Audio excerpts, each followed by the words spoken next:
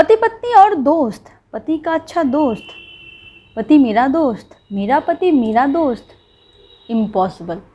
पति पत्नी कभी दोस्त बन ही नहीं सकते। ये जो सोच है ना, ये बहुत ज़्यादा ही डेवलप हो चुकी है और इसके पीछे ज़िम्मेदार खुद हम ही हैं। हर लड़का मतलब कि क्रॉस मतलब कि सोच की वजह से शादी नहीं करता। हर लड़की की जो चाहत होती है वो गलत नहीं होती। किसी की, मैं अगर मान लूँ, किसी की भी चाहत गलत नहीं होती। सब एक अच्छे सोच लेके, अच्छे विचार लेके, आगे की तरफ सोच के ही शादी करते हैं कि अच्छी लड़की मिलेगी, अच्छी लाइफ पार्टनर मिलेगी जो मेरे साथ अच्छे से रहे, हमारी बॉन्डिंग अच्छी हो, हम अच्छी ज़िंदगी बिताएं। ये सबकी सोच होती है भाई। कोई नहीं ऐसा सोचता कि मेरी लाइफ बर्बाद हो जाए, मैं बर्बाद हो जाऊं, मैं दुखी रहूं, मैं सुखी ना रहूं, ये कोई नहीं चाहता। और वाइफ सोचती रहती है कि हस्बैंड अच्छा नहीं मिला, हस्बैंड सोचते रहते हैं वाइफ अच्छा नहीं मिला। पर अपनी मेरी खुद की जो ड्यूटी होती है, पहले हम तो वो ड्यूटीज़ कर ले, पहले हम तो वो सारी चीज़ें, मेरी अपनी जो रिस्पॉन्सिबिलिटीज़ हैं वो तो हम फुलफ़िल कर ले। सबसे पहली जो चीज़ हम करते हैं, जो हम गलतियाँ करते हैं ना, वो है एक्सेप्ट नहीं करते। मुझे तो ऐसा चाहिए था, मुझे तो वैसा चाहिए था, मुझे ऐसा नहीं मिला, अरे मुझे तो नहीं मिला। मतलब कि जो नहीं मिला उसको लेके दुखी होते रहते हैं। अरे क्यों? तुम ये तो देखो कि तुम्हें कितनी सारी चीज़ें मिली हैं। जैसे कि बहुत लोग ऐसे होते हैं जिनको डिज़ायर होती है कि शायद मेरा जो पार्टनर है वो बहुत ज़्यादा रोमांटिक हो सकता है कि उनको नहीं मिला हो। मैंने भी काफ़ी वीडियो में बताई है कि मुझे एक रोमांटिक हस्बैंड नहीं मिला। मेरी चाहत थी कि मुझे एक रोमांटिक हस्बैंड मिले पर नहीं मिला, बट इट्स ओके। हस्बैंड में रिस्पॉन्सिबिलिटीज़ भी तो होनी चाहिए, वो अपनी ड्यूटी को अच्छे से पालन करे, वो भी तो, ये सोच भी तो उनकी होनी चाहिए। अगर आपका हस्बैंड अच्छा रिस्पॉन्सिबल पर्सन है, वो अपने सारे रिस्पॉन्सिबिलिटी को काफ़ी अच्छे से लेता है, अगर आपकी केयर करता है, तो क्या हुआ कि वो फिल्मी नहीं है? क्या हुआ कि उसमें भर भर के रोमांस नहीं है? वो ज़िंदगी जीने का बस एक ज़रिया है, वो एक पार्ट है कि हाँ थोड़ा सा रोमांटिक हो जाए तो अच्छी है, पर नहीं, वो इट्स ओके। बहुत लोग इस चीज़ को एक्सेप्ट ही नहीं कर पाते और दूसरों की तरफ देखते रहते हैं कि काश मिल जाता। और आप देखो यार, हो सकता है कि उनके हस्बैंड में वो सारी क्वालिटीज़ है ही नहीं जो आपके हस्बैंड में हैं। तो ये एक्सेप्ट करो, जो वो है उनको एक्सेप्ट करो। आपने जिससे शादी की है, आपने देख समझ के सारी चीज़ें परख के तभी ना शादी की है। तो जिसके साथ शादी की है, ज़िंदगी भर जिनके साथ बिताने की कस्में खाए हैं, उनको और ख़ुद को पहले एक्सेप्ट करो। बहुत लोग ऐसे हैं, बहुत ऐसे फीमेल से पता है जो अपने हस्बैंड को सुनाते रहते हैं, मुझे जो चाहिए था नहीं मिला, तुम में ये नहीं है, तुम में वो नहीं है। और ये सोच सोच के ना बेचारे थक जाते हैं, अपने रिलेशनशिप से उब जाते हैं। अच्छे सोच रखने वाले भी मुकर जाते हैं। तो कहीं ना कहीं आप भी ज़िम्मेदार हो, अपनी इन आदतों की भी सुधारनी ज़रूरी है। और मैं सच बताऊं, ये मेरी पर्सनल एक्सपीरियंस से मैं आपको बता रही हूँ, क्योंकि 4.5 साल हो गए हैं मेरी शादीशुदा ज़िंदगी को। काफ़ी चीज़ें मैंने एक्सपीरियंस की है पर्सनल लाइफ में, काफ़ी चीज़ें इम्प्रूव की है। और हर एक फीमेल्स को, हर एक मेल को ये इम्प्रूवमेंट ज़रूरी है, क्योंकि आप जिसके साथ ज़िंदगी बिताने जा रहे हो, आप उसको पूरी तरीके से नहीं समझ सकते। आप जब उनके साथ समय बिताते हो, तब आप धीरे धीरे उनके बारे में पता करने लगते हो, पता चलने लगती है। तो उसके अकॉर्डिंग ही आपको अपनी ज़िंदगी में एडजस्ट करनी चाहिए। पॉइंट नंबर 2 वो है आदतें सुधारो, पर बड़े प्यार से। बहुत लोग ऐसे हैं ना, हो सकता है कि उनके हस्बैंड थोड़े से शराब पीते हो, या फिर दूसरा कोई गलत उनको लत लग गई हो जो अच्छी नहीं है। तो अगर आप चाहते हो कि आप उसको सुधारना, तो सबसे पहले वार काम नहीं करता, सबसे पहले प्यार से ही समझानी होती है। फिर बहुत बार ऐसा होता है कि हमें थोड़ी बहुत वार करनी पड़ती है, पर पहले प्यार से तो कोशिश करो। आप सुनाते जाते हो, यार ऐसा नहीं करो, वैसा नहीं करो, मैं घर छोड़ के चली जाऊंगी, मैं तुम्हें छोड़ के चली जाऊंगी, बच्चों को लेके चली जाऊंगी। तो ऐसे धमकियां दे दे के आप कुछ नहीं करवा सकते। अगर उनको सुधारना आप चाहते हो ना, तो पहले प्यार से ही कोशिश करो।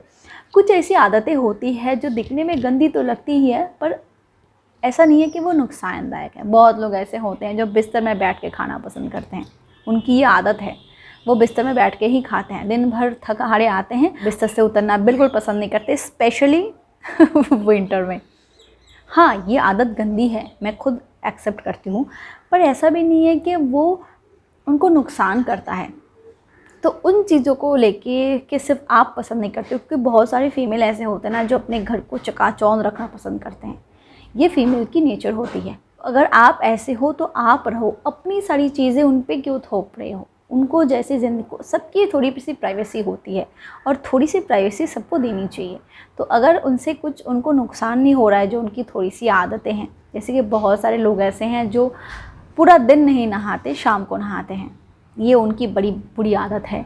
सारा काम दिन भर कर लेंगे, फिर शाम को नहाते हैं, बहुत सारे ऐसे लोग हैं। तो ऐसा नहीं है कि उनसे उनको नुकसान हो रहा है, तो उनको जो करना है करो, किटिर पिटिर मत करो। नंबर 3, क्वालिटी टाइम स्पेंड करो। बहुत सारे फीमेल ऐसे होते हैं, पता है, जो शादी के स्टार्टिंग में बड़े मतलब कि एकदम पानी कहाँ दूध कहाँ समझ में नहीं आता। फिर धीरे धीरे जब शादी पुरानी होने लगती है, बच्चे हो जाते हैं, तो इतना ज़्यादा इन्वॉल्व हो जाते हैं, घंटों पर घंटों अपनी मम्मी से बातें, घंटों पर घंटों अपने फैमिली वालों से बातें, बच्चे को घंटों मतलब कि घंटों तक पढ़ाना, और उसी टाइम पे बिज़ी हो जाना जिस टाइम पे आपका हस्बैंड अवेलेबल होता है। मैं नहीं कह रही हूँ कि आप गलत हो, मैं नहीं कह रही हूँ कि आप अपने मम्मी डैडी से बात कर रहे हो तो ये गलत है, मैं नहीं कह रही हूँ कि आप अपने बच्चे को समय दे रहे हो ये गलत है। मैं ये कह रही हूँ कि आपका जो पार्टनर है वो भी तो आपके लिए इम्पोर्टेंट है ना, तो उनको भी टाइम देना ज़रूरी है। आप उस टाइम पे अपने घर वालों से बात कर ही सकते हो जब आपके हस्बैंड अवेलेबल नहीं होते, या फिर अपने जो आपका जो बच्चा है उनको पढ़ाने का, उनके साथ टाइम स्पेंड करने का भी एक टाइम आप सेट कर लो। शाम के 1 घंटे 2 घंटे आप उनको पढ़ाओ, फिर आप उनको थोड़ा सा खेलने के लिए भेजो। जब आपके हस्बैंड घर में आते हैं ना, तो हो सकता है कि उनको आपसे ढेरों बातें करनी होती है, ढेरों बातें। सारा दिन ऑफिस में क्या क्या, बिज़नेस में क्या हुआ, ज़रूर नहीं कि सारी बातें अच्छी हो, बहुत सारी चीज़ें हैं जो परेशान करते हैं उनको। वो आपके साथ शेयर करके ना अपनी वो परेशानी को थोड़ा सा हल्का करना चाहते हैं, खुद को थोड़ा सा हल्का करना चाहते हैं, पर आप उनको वो मौका नहीं देते हो। और एक बात बताऊं, जो थर्ड पर्सन होता है ना, ऐसी चीज़ों का ही वो फ़ायदा लेते हैं, यानी कि दोनों के बीच में कोई और आ जाता है। तो अपने हस्बैंड को अपने क्वालिटी टाइम उनके साथ स्पेंड करो, थोड़ा ही सही, उनको अच्छा लगेगा। उनको ये फील होगा कि हाँ, मैं दिन भर जिनके लिए करता हूँ, किन के लिए मेहनत करता हूँ, इनके लिए ही करता हूँ ना, तो यही अगर मुझे प्रायोरिटी नहीं देते, यही अगर इम्पोर्टेंस नहीं देते, तो मेरी ज़िंदगी का क्या वैल्यू। ये बहुत लोग सोचते हैं, बहुत सारे पर्सन ऐसे सोचते हैं, पर कभी आपने ऐसा सोचा है? जिस दिन आप ऐसा सोचना शुरू कर दोगे ना, तब आपकी ज़िंदगी में कोई प्रॉब्लम ही नहीं रहेगी। मैं नहीं कह रही हूँ कि हस्बैंड वाइफ में झगड़ा नहीं होता, मैं हर रोज़ झगड़ा करती हूँ, पर इसके भी अलग से फ़ायदे हैं। झगड़े के बाद प्यार बढ़ता है, झगड़े के बाद दुलार बढ़ता है, तो वो अलग बात है, पर ज़रूरी है। पॉइंट नंबर 4 वो है हमारी बात करने का तरीका। बहुत सारी फीमेल ना, लोग मानते ही हैं कि लड़कियां मतलब झगड़ालू। क्यों? क्योंकि यही बात है कि आप दिन भर घर में काम करते हो, तो जाहिर सी बात है कि हस्बैंड ऑफिस संभाल लिया, उनका स्ट्रक्चर अलग है, पर आप घर संभालते हो, बच्चे संभालते हो। अगर आप हाउस वाइफ हो तो आप सास ससुर ननद भाभी देवर सबको लेके रहते हो। आप अकेले रहते हो फिर भी आप बच्चों को लेके रहते हो, कितने सारी चीज़ें होती हैं। एक सही बात बताऊँ, हमारी जो बात करने का तरीका होता है, बिहेवियर होता है ना, वही हमारे परवरिश की निशानी होती है। हम जैसे बिहेव करते हैं ना, लोग वैसे ही सोचते हैं कि माँ बाप ने हमें वही परवरिश दी है। तो अगर आप कुछ भी बोलना चाहो, बहुत लोग हैं ना जो हमेशा चिक चिक करके, चिल्ला के, मतलब कुछ भी अच्छा भी बोलो ना तो लगता है कि झगड़ा कर रहे हैं। तो थोड़ी सी इन चीज़ों पे मतलब फोकस डालनी ज़रूरी है, इन सारी चीज़ों में इम्प्रूवमेंट लाने की ज़रूरत है। अगर आप ये करते हो ना, तो आप खुद देखोगे, हो सकता है कि आपका हस्बैंड जो है वो खुद आपका अच्छा दोस्त बन जाए। पॉइंट नंबर 5, आप हमेशा एक्सपेक्ट करते हो कि आपका हस्बैंड आपके लिए बहुत सारी चीज़ें करे, आपके लिए गिफ्ट्स लाए, आपके साथ मतलब आपको डिनर में लेके जाए, बाहर लेके जाए, मेले घुमाने लेके जाए, आपको महंगे महंगे कपड़े खरीद के दे।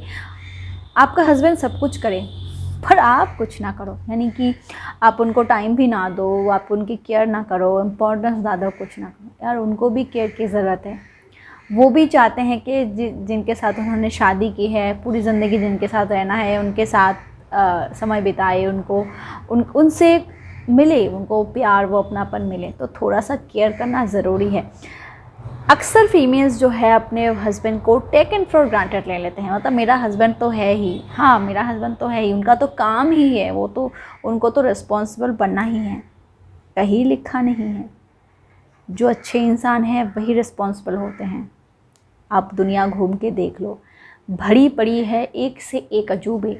हाँ, तो अगर आपको ऐसा हस्बैंड मिला है ना जो रिस्पॉन्सिबल है, आपकी केयर करता है ना, थोड़ा सा फीडबैक उनको भी दो, इम्प्रूवमेंट खुद देखोगे। पॉइंट नंबर 6, और वो है कि बहुत सारी फीमेल्स ऐसी होती हैं जो सिर्फ़ और सिर्फ मैं और तुम यही करती है, यानी कि मैं और तुम ही पूरी फैमिली है, हमारे बीच और कोई नहीं है। यानी कि मुझे सास नहीं चाहिए, ससुर नहीं चाहिए, तुम्हारी बहन नहीं चाहिए, तुम्हारा भाई नहीं चाहिए, कोई नहीं चाहिए। ऐसा नहीं होता। ज़िंदगी भर जिनके साथ बिताए हैं, जिन्होंने पैदा किया, जिनके साथ बड़े हुए हैं, उनको छोड़ दे तुम्हारे लिए? ऐसा क्यों? तुम्हें उनके फैमिली को भी एक्सेप्ट करना चाहिए। अगर कोई भी प्रॉब्लम हो रही है तुम दोनों के बीच, यानी कि तुम्हारे बीच और उनके फैमिली के बीच, तो अपने हस्बैंड के साथ शेयर करो, कंसल्ट करो, डिस्कशन करो। बहुत सारे मुद्दे ऐसे होते हैं जो डिस्कशन में सुलझ जाते हैं। कोशिश तो करो, हो सकता है कि सुलझ जाए। पॉइंट नंबर 7, और वो है थोड़ी सी कॉम्प्रोमाइज़ करना। ज़िंदगी अपनी मर्ज़ी से चलाने का नाम शादी नहीं है। बहुत सारी चीज़ें होती हैं जो हमें दोनों के लिए करनी पड़ती हैं, थोड़ी सी, बहुत ज़्यादा नहीं। मैं नहीं कह रही हूँ कि आप सिर्फ सेक्रीफाइस करते जाओ, सिर्फ आप ही कॉम्प्रोमाइज़ करते जाओ, ये नहीं, पर थोड़ी सी भी तो आपको करनी ज़रूरी है। ये भी तो एक शादी का एक फंडा है, ट्राई करना। लास्ट पॉइंट जो बताऊंगी वो है, कभी भी झगड़े को सीरियसली नहीं लेना है। बर्तन एक जगह रहना मतलब कि उसमें आवाज़ होते ही है। तो अगर आप दोनों में कभी भी किसी भी बात को लेकर झगड़ा हो गया, तो आपने एकदम मुझे ऐसा बोल दिया, कैसे बोल दिया, मैं उनकी बीवी हूँ, मुझे ऐसी बातें कैसे बोल सकते हैं, बोल दिया। जब आप अगली बार देख रहे हो कि वो सॉरी फील कर रहे हैं, आपको सॉरी बोलने के लिए आ रहे हैं, या फिर हिचकिचा रहे हैं, चाहते हैं आपसे बात करना, तो इसका मतलब ये है कि उनको गिल्टी है, वो अपनी हरकत से वो मतलब उनको फील हो रहा है, तो छोड़ दो। झगड़े को कभी भी सीरियसली नहीं लेना है, क्योंकि झगड़े होंगे, फिर सुलझ जाएंगे, फिर झगड़े होंगे, फिर सुलझ जाएंगे, ये तो होते ही हैं। मतलब कोई भी घर ऐसा नहीं है, कोई भी कपल ऐसे नहीं है जो झगड़ा नहीं करते, और आप भी उनमें से ही एक हो। तो झगड़ा करना बहुत नॉर्मल है, और झगड़ा अच्छा होता है, क्योंकि पता है जो हस्बैंड केयरिंग होते हैं ना, झगड़ा करने के बाद कुछ ना कुछ तो एक्सेस मिलता ही है।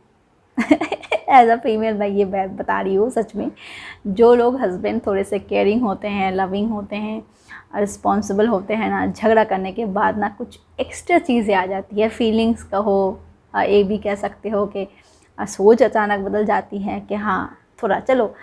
अब खुद देखोगे झगड़ा ख़त्म होने के बाद ना जो लोग केयरिंग होते हैं वो आपको ऑफ़र करेंगे, डिनर में जाने की ऑफ़र करेंगे, लंच में जाने की वो ऑफ़र करेंगे, शॉपिंग करने जाने की, या फिर कहीं भी बाहर मेला घूमने लेके जाओ, या फिर आउटिंग, कुछ भी ऑफ़र करेंगे।